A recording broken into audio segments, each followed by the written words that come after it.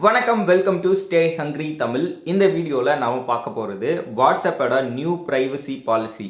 இதனால் ஏற்பட்டிருக்கக்கூடிய பிரச்சனை. கொஞ்ச நாளைக்கு முன்னாடி வாட்ஸ்அப்போட நியூ ப்ரைவசி பாலிசி வரப்போகுது, இதுலேருந்து நம்ம டேட்டாவை நிறைய திருட போகிறாங்க, ஸோ எல்லாரும் வேறு ஆப்புக்கு மாறுங்க அப்படின்னு ஒரு விஷயம் பிரபலமாக பேசப்பட்டுச்சு.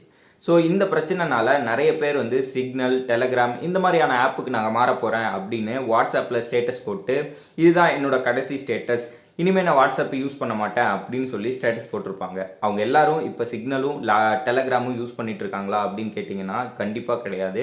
காரணம், வாட்ஸ்அப் கொஞ்ச நாளைக்கு அப்புறம் இல்லை எங்களோட புது ப்ரைவசி பாலிசியை நாங்கள் அக்செப்ட் பண்ணலன்னா கூட நீங்கள் வாட்ஸ்அப் யூஸ் பண்ணலாம், நாங்கள் அவங்க அக்கௌண்ட்டை டெலீட் பண்ண மாட்டோம் அப்படின்னு சொல்லிட்டாங்க. ஆனால் இப்போ ஒரு புது பிரச்சனை வந்திருக்கு. அது என்ன அப்படிங்கிறத டீட்டெயிலாக பார்ப்போம். வாங்க வீடியோக்குள்ளே போகலாம். நான் உனக்கு தர்றது சோறு இல்லை தம்பி, இம்ப்ரமேஷன். இம்ப்ரமேஷன் இஸ் வெல்த். புது வாட்ஸ்அப் ப்ரைவசி பாலிசி என்ன சொல்லுது அப்படின்னா, இனிமேல் நாங்கள் உங்களோட டேட்டாவை, அதாவது யூஸரோட டேட்டாவை கொஞ்சம் நாங்கள் அதிகமாக எடுத்து யூஸ் பண்ண போகிறோம். இந்த மாதிரி யூஸ் பண்ணும்போது நிறைய ரிலவெண்ட்டான அட்வர்டைஸ்மெண்ட்ஸை கொடுக்க போகிறோம். ஸோ அதனால் நீங்கள் அந்த வாட்ஸ்அப் ப்ரைவசி பாலிசியை அக்செப்ட் பண்ணணும் அப்படின்னு சொல்கிறாங்க.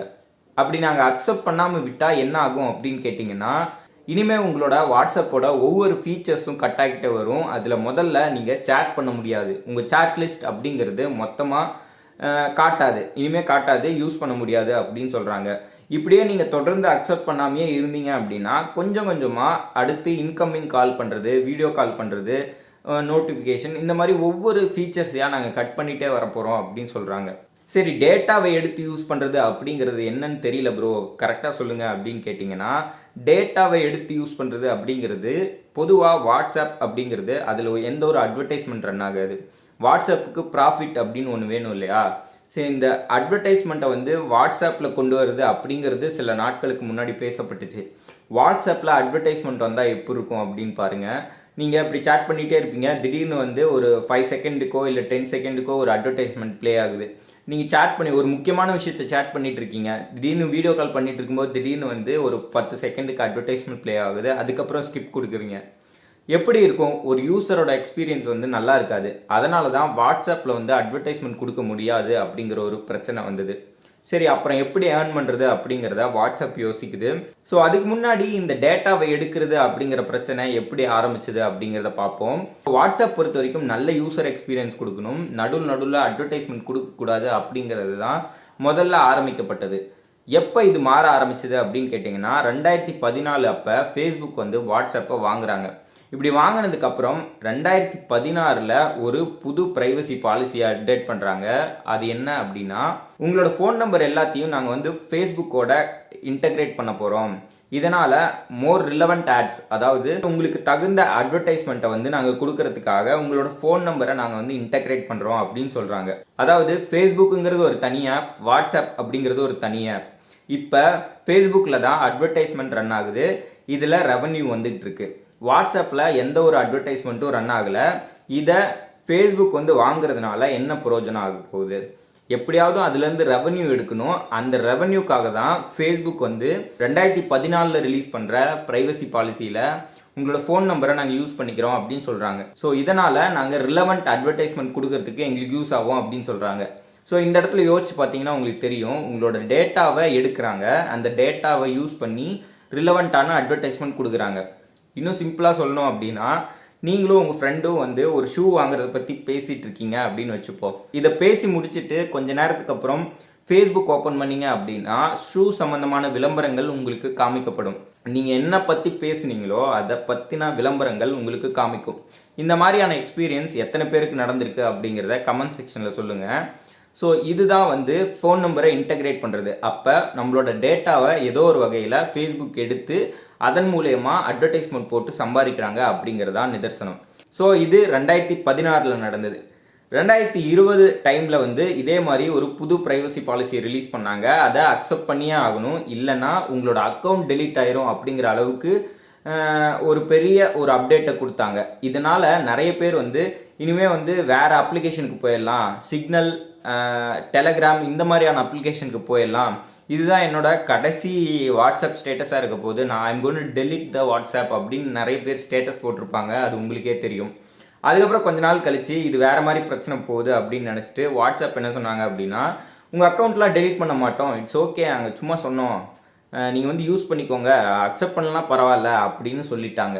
ஸோ அந்த பிரச்சனையை அப்படியே விட முடியாது அப்படின்னு மறுபடியும் வாட்ஸ்அப் வந்து அந்த ப்ரைவசி பாலிசியை அக்செப்ட் பண்ணுங்கள், அதுலேருந்து நாங்கள் உங்களோட பேமெண்ட் டீட்டெயில்ஸு, டிரான்சாக்ஷன் டேட்டாஸ் இந்த மாதிரி இருக்கிறதெல்லாம் நாங்கள் யூஸ் பண்ணிக்க போகிறோம், ஸோ நீங்கள் அக்செப்ட் பண்ணி தான் ஆகணும் அப்படிங்கிற நிர்பந்தத்துக்கு வந்துட்டாங்க வாட்ஸ்அப். சரி, அப்படி என்ன நிர்பந்திக்கிறாங்க அப்படின்னு கேட்டிங்கன்னா, முதல்ல நீங்கள் அக்செப்ட் பண்ணி தான் ஆகணும். அப்படி அக்செப்ட் பண்ணலை அப்படின்னா உங்களோட சேட் லிஸ்ட் இருக்கு இல்லையா, சேட் பண்ண முடியாத மாதிரி அதை வந்து ஹைட் பண்ணிடுவோம், அதை யூஸ் பண்ண முடியாத மாதிரி டிசேபிள் பண்ணிடுவோம் அப்படின்னு சொல்கிறாங்க. சரி, அப்படி டிசேபிள் பண்ணிட்டா நாங்கள் எதுக்கு யூஸ் பண்ண போகிறோம், நம்ம தான் யூஸ் பண்ணவே மாட்டோமோ அப்படின்னு கேட்டிங்கன்னா, யூஸ் பண்ணலாம். ஒவ்வொரு ஃபீச்சராக நாங்கள் வந்து கட் பண்ணிகிட்டே வருவோம். முதல்ல சேட் லிஸ்ட் கட் பண்ணிடுவோம், ஆனால் வாய்ஸ் கால் பண்ணலாம், இன்கமிங் கால் வரும், வீடியோ கால் பண்ணிக்கலாம், இந்த மாதிரியான ஃபீச்சர்ஸ் இருக்கும். அது மட்டும் இல்லாமல் அந்த நோட்டிஃபிகேஷனில் வரும்போது நீங்கள் கிளிக் பண்ணிங்கன்னா அதில் நீங்கள் மெசேஜ் பண்ணிக்க முடியும் அப்படின்னு சொல்கிறாங்க. அப்புறம் கொஞ்ச நாளுக்கு அப்புறம் நீங்கள் வந்து அப்பயும் அக்செப்ட் பண்ணாமே இருக்கீங்க, என்னோட டேட்டாலாம் வெளியே போகக்கூடாது, அதனால் நான் அக்செப்ட் பண்ண மாட்டேன் அப்படின்னு நீங்கள் அந்த பாலிசி அக்செப்ட் பண்ணாமே இருந்தீங்க அப்படின்னா கொஞ்ச நாளுக்கு அப்புறம் அந்த ஃபீச்சர்ஸும் அப்படியே கட் ஆகிக்கிட்டே வரும். சும்மா உங்களோட வாட்ஸ்அப்பை வந்து நீங்கள் ஒரு அக்கௌண்ட்டாக வச்சுருக்க முடியும், ஆனால் நிறைய ஃபீச்சர்ஸை கடைசி வரைக்கும் யூஸ் பண்ணவே முடியாது அப்படிங்கிற மாதிரியான ஒரு பாலிசி அப்டேட்டை கொடுத்துட்டாங்க. ஸோ அதனால் நம்ம அப்டேட் பண்ணலாமா இல்லை வேறு ஆப்புக்கு போகலாமா அப்படிங்கிற மாதிரியான நிலைமைக்கு தான் நம்ம வாட்ஸ்அப் யூசர்ஸ் தள்ளப்பட்டிருக்காங்க அப்படின்னு சொல்ல முடியும்.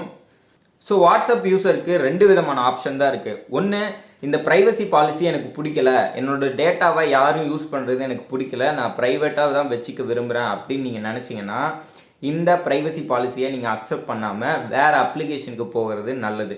இல்லை, இதெல்லாம் ஒரு பிரச்சனையே கிடையாது, எவ்வளவோ கூகுள் எல்லாமே வந்து நம்மளோட அப்ளிகேஷன்ஸ்லேருந்து நம்ம யூஸ் பண்ணுற நிறைய சைனீஸ் மொபைல்லேருந்து நம்மக்கிட்ட இருக்கிற நிறைய டேட்டா திருடப்பட்டுட்டு தான் இருக்குது, இட்ஸ் ஓகே, எனக்கு ஒரு பிரச்சனை இல்லை அப்படின்னு நினச்சிங்கன்னா நீங்கள் தாராளமாக அக்செப்ட் பண்ணலாம். இந்த மாதிரி சமயத்தில் போன தடவை பிரச்சனை வந்தது. அந்த டைமில் சிக்னல் ஆப் என்ன சொல்லியிருந்தாங்க அப்படின்னா, சிக்னல் அப்படிங்கிறது வாட்ஸ்அப் மாதிரியே இன்னொரு மெசேஜிங் ஆப். அந்த ஆப் என்ன சொல்லியிருந்தாங்க அப்படின்னா, வாட்ஸ்அப் மாதிரி நாங்கள் வந்து எந்த விதமான டேட்டாவையும் நாங்கள் எடுக்க மாட்டோம், நாங்கள் வந்து பியூராக ஒரு யூசர் எக்ஸ்பீரியன்ஸ் கொடுக்கறதுக்காக ஆரம்பிக்கப்பட்ட ஒரு ஆப் தான், ஸோ தாராளமாக எல்லாரும் எங்கள் ஆப்பை யூஸ் பண்ணலாம் அப்படின்னு சொல்லியிருந்தாங்க.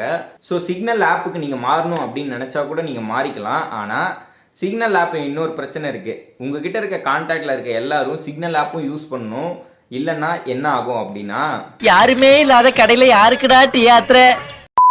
பொதுவாகவே நம்ம மொபைலில் இருக்க அப்ளிகேஷன்ஸோ இல்லை இந்த கூகுளோ இது எல்லாமே என்னென்னா ஏதோ ஒரு வகையில் அட்வர்டைஸ்மெண்ட் போட்டு அதுலேருந்து ரெவன்யூ ஈட்டி அதுக்கு மூலியமாக தான் அந்த கம்பெனியை ரன் பண்ணுவாங்க. ஸோ ஏதோ வகையில் நம்மளோட டேட்டாவை எடுக்கிறது அப்படிங்கிறது இந்த வாட்ஸ்அப் மட்டும் இல்லாமல் மற்ற எல்லா பிளாட்ஃபார்ம்லேயும் நடந்துக்கிட்டு தான் இருக்குது.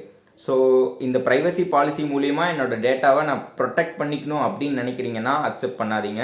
இல்லை இதெல்லாம் ஒரு பிரச்சனை இல்லை அப்படின்னா நீங்கள் அக்செப்ட் பண்ணிக்கலாம். ஸோ இந்த வீடியோ உங்களுக்கு பிடிச்சிருக்கும் அப்படின்னு நினைக்கிறேன். பாய்.